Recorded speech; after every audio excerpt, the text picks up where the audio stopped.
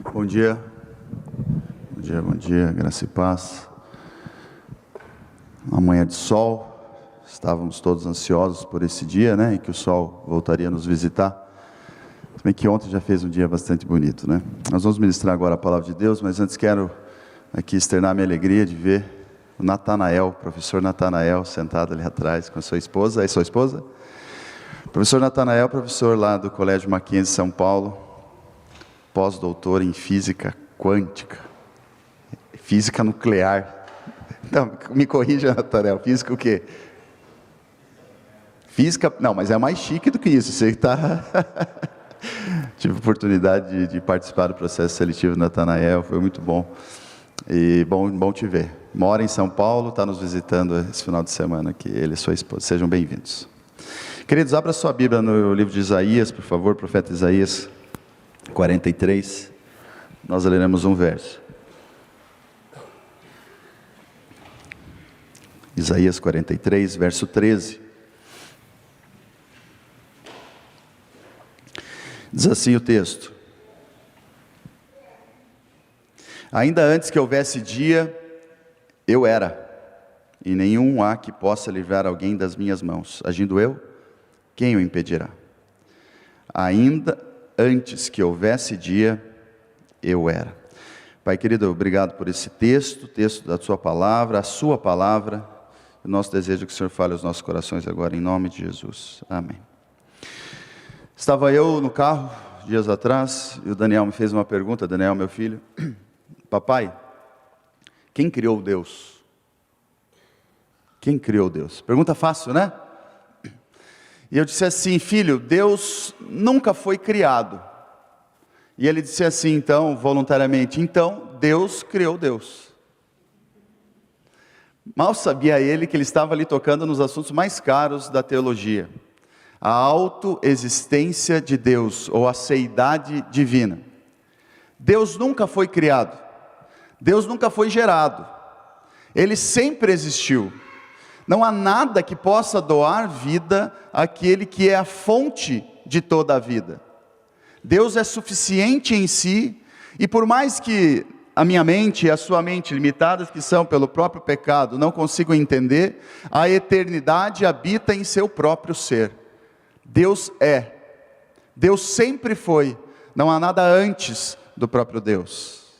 Esse assunto é interessante. O próprio Moisés gostava muito, o Moisés que tira o povo do Egito, e todos nós conhecemos a história de Moisés. Em um dado momento, ele chega para Deus, em um episódio bastante interessante, que era o episódio da sarça ardente, sarça essa que está aqui, talhada nas portas da nossa igreja, símbolo da nossa igreja, que não tem mais a pomba suicida, né? Não sei se você sabe, mas foi atualizada a nossa sarça, e ela agora é um pouquinho diferente. Nesse episódio em que Moisés tem um encontro com Deus, ele pergunta a Deus qual era o seu nome. E quando ele pergunta a Deus qual é o seu nome, o nome tinha a função de representar, de definir a pessoa. E definição pressupõe limites.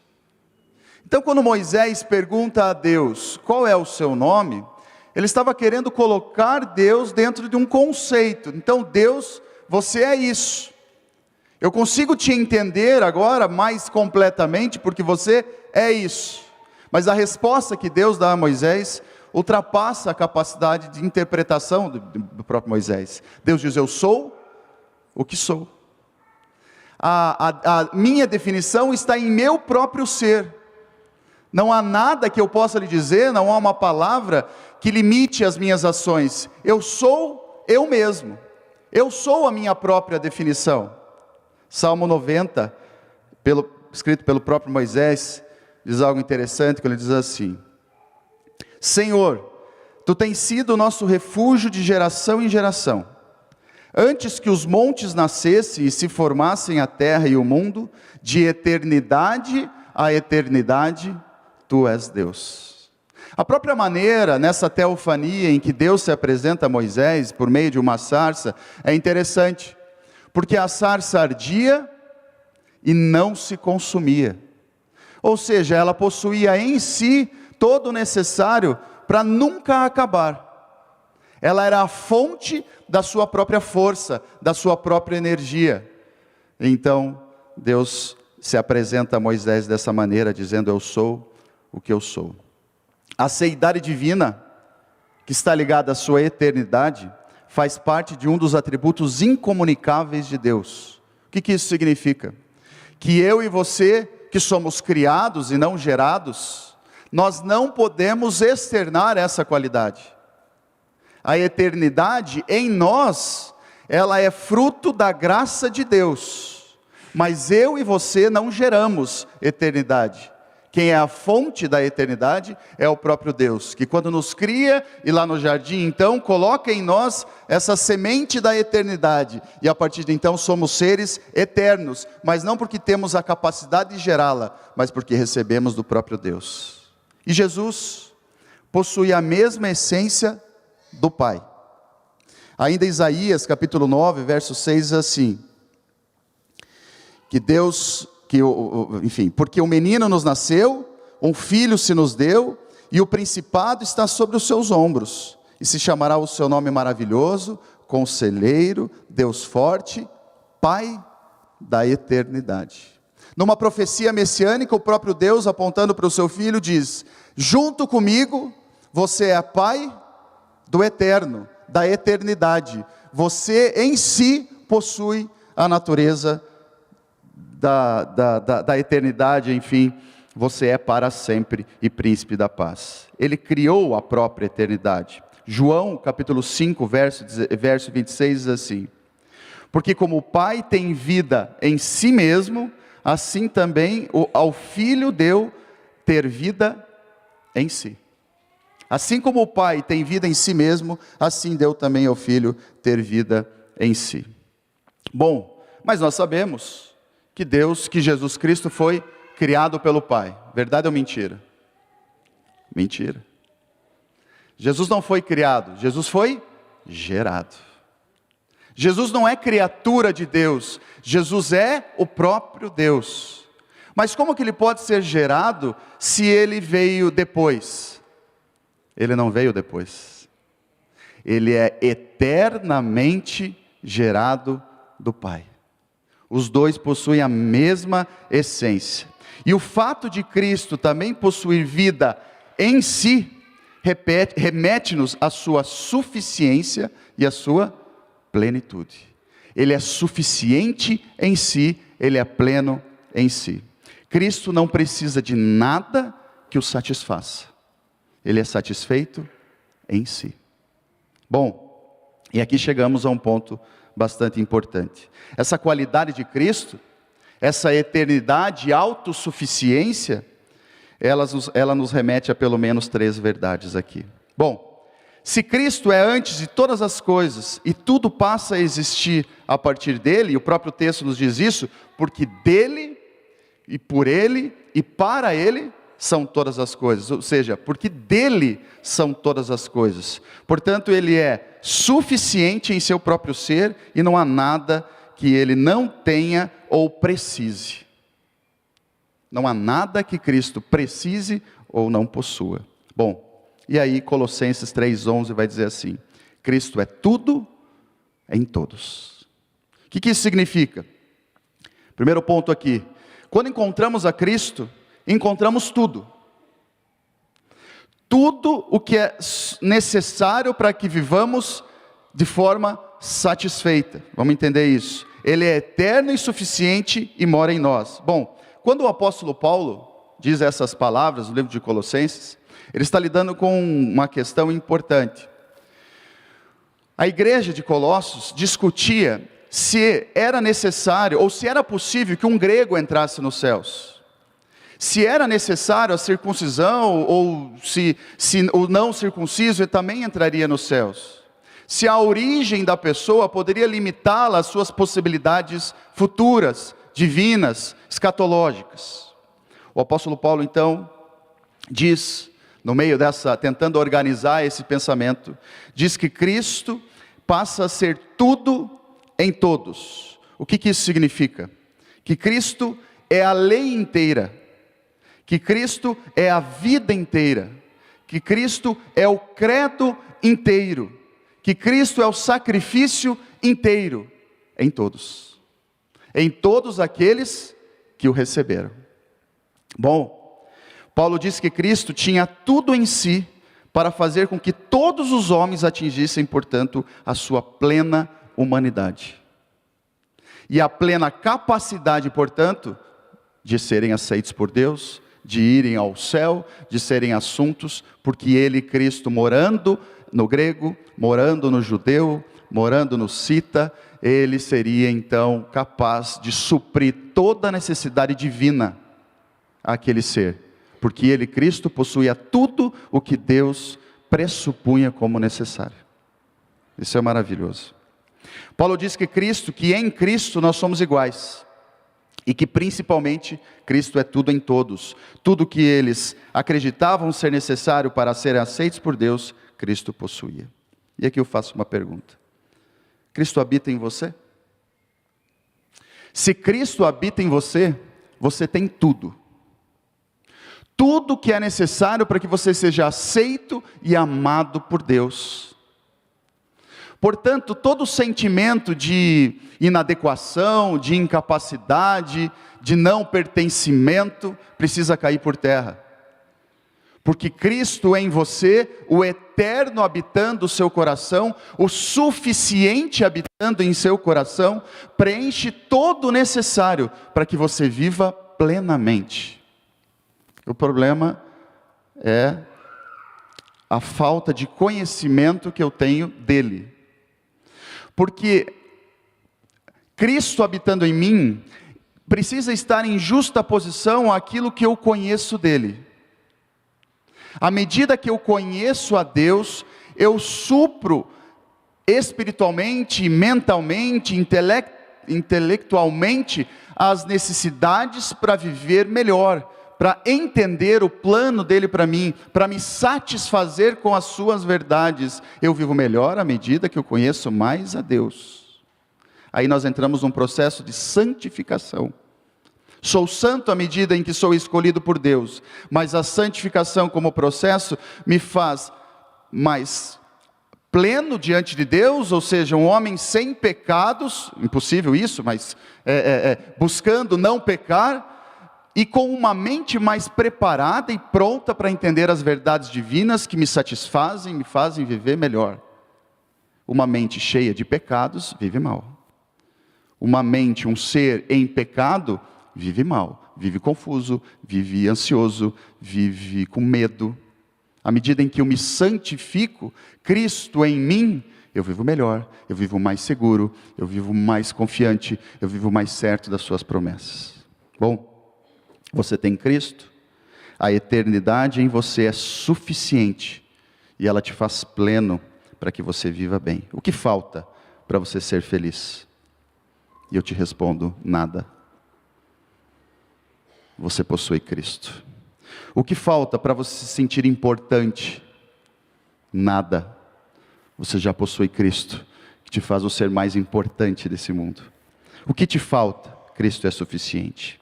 Bom, em segundo lugar, quando nós encontramos Cristo, nós encontramos vida eterna. Nós encontramos a eternidade viva, a eternidade com vida. Vamos entender, Eclesiastes 3:11 diz assim: Ele fez tudo apropriado ao seu tempo. Também pôs no coração do homem o anseio pela eternidade. Mesmo assim, ele não consegue compreender, o homem, inteiramente o que Deus fez. Bom, você sabe bem que quando Deus sopra a vida em nós, Ele sopra no nosso coração esse desejo ou esse sentimento de que viveremos eternamente. Todo ser humano procura entender, independente da religião que ele adote, entender o amanhã. O que há depois dessa vida? O que há quando eu morrer? E cada um vai explicar isso de uma maneira, cada religião vai explicar de uma maneira, e algumas muito ruins, muito feias, a gente sabe disso. Mas o fato é que há no nosso coração, colocado por Deus, esse anseio pelo que é eterno. Bom, e quando Deus cria o homem, Ele o cria para desfrutar da eternidade. Todos nós desfrutaremos daquilo que Deus é, porque Ele, eternidade, está em mim. Não somos eternidade, mas como criaturas seremos ali colocados. Viver a eternidade, ou viver essa realidade, é como se a eternidade aplicada ao homem fosse o seu ser habitando o seio de Deus, o seio de Cristo. Bom, e se Jesus é vida, a eternidade em Cristo, o que Jesus diz? Eu sou o caminho, a verdade e a vida.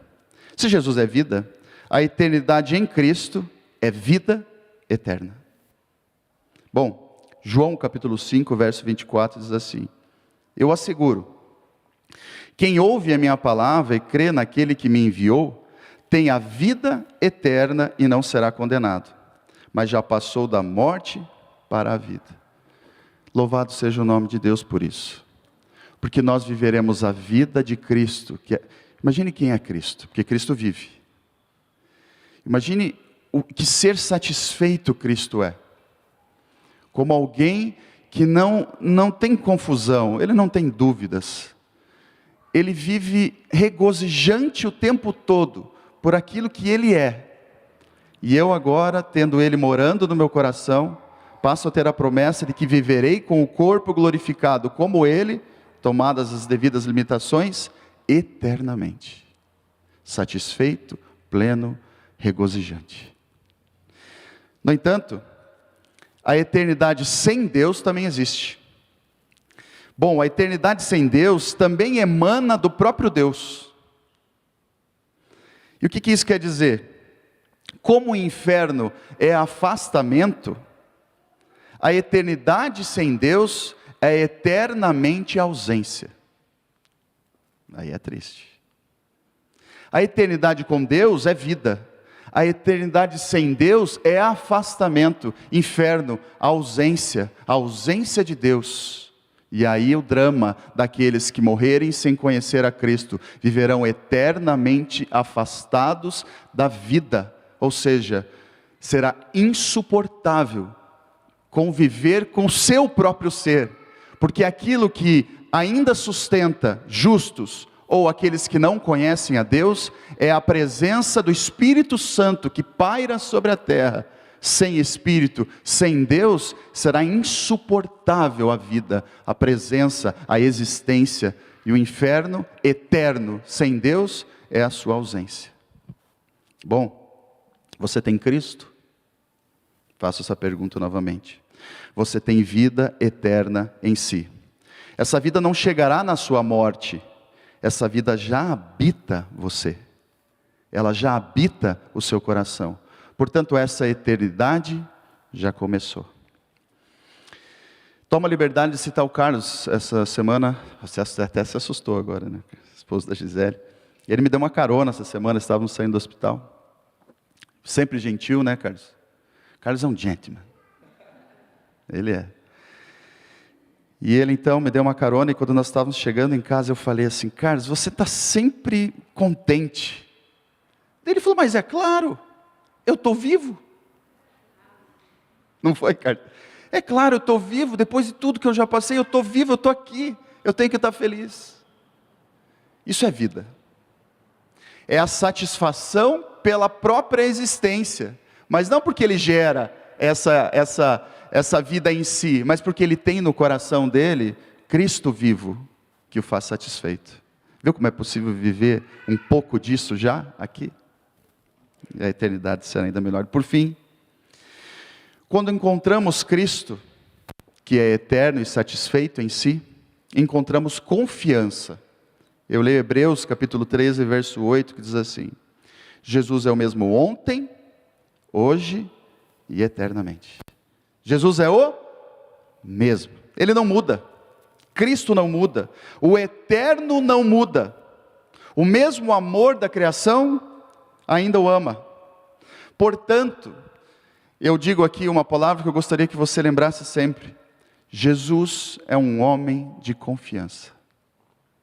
Jesus é um homem de confiança, nas suas adversidades, nos seus problemas, nas suas lutas internas, aquelas que você externa talvez, sempre lembre dessa palavra: meu Cristo, Jesus, o Senhor é um homem de confiança, porque o Senhor é eterno, mas o Senhor não muda, O Senhor é o mesmo ontem, o Senhor é o mesmo hoje, e o será como é na sua essência, no seu ser, eternamente.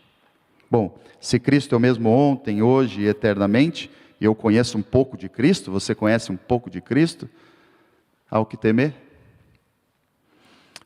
Vocês, os irmãos, realmente acham, e aqui eu não vou entrar nessa seara, mas eu acho que é importante.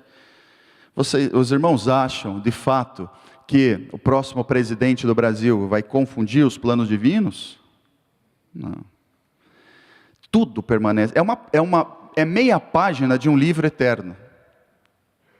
Nós estamos vivendo na história, na nossa história, na história do Brasil, a sua história, é uma linha, é um parágrafo de um livro que é eterno.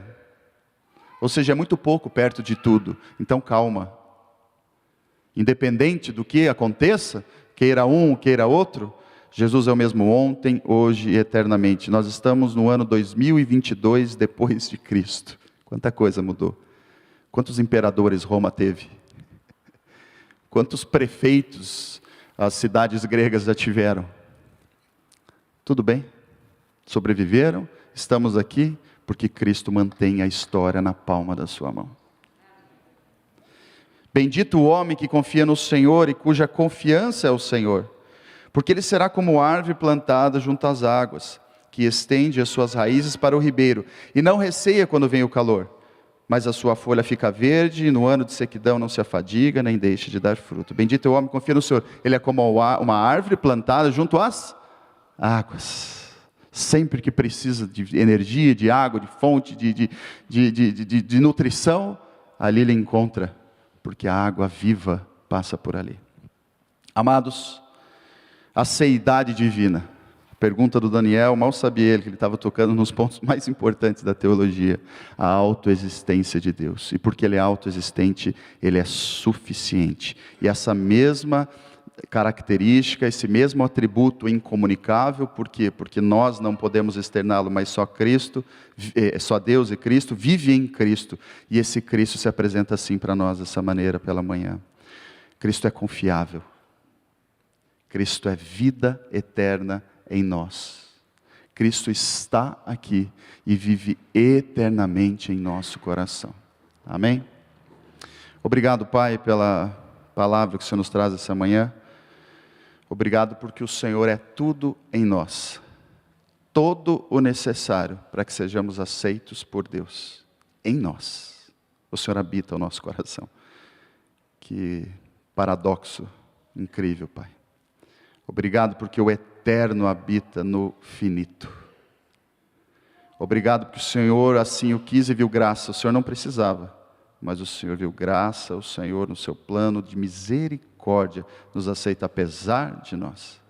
E obrigado porque a eternidade, o Cristo em nós nos traz esperança de vida eterna. A eternidade em vida. Vida que o Senhor mesmo experimenta e nos dará. Obrigado, Pai querido, porque o Senhor é um homem de confiança. O Senhor é o mesmo ontem, hoje e eternamente. E como o Senhor é amor, o Senhor não muda. O Senhor continua com suas promessas e amor sendo derramados em nosso coração. Em nome de Jesus, amém.